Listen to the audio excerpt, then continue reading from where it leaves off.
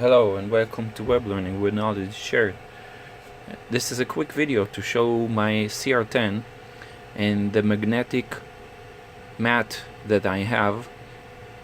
I just finished printing something. This mat helps quite a lot when printing.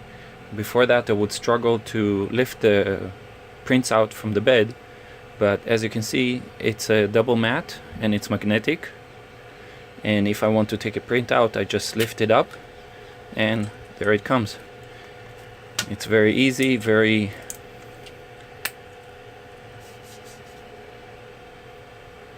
quick. I also added Kapton tape on the original heat plate, so if I ever want to take the mat off, because I don't know if something happened to it, I can always remove the bottom part. Because the bottom part has a glue and it sticks to the bed.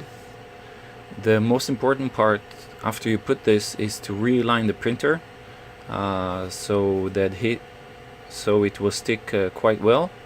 And the only thing I added to the printer are those wheels, the 3D wheels, so I can adjust the bed level quite quick and very easily.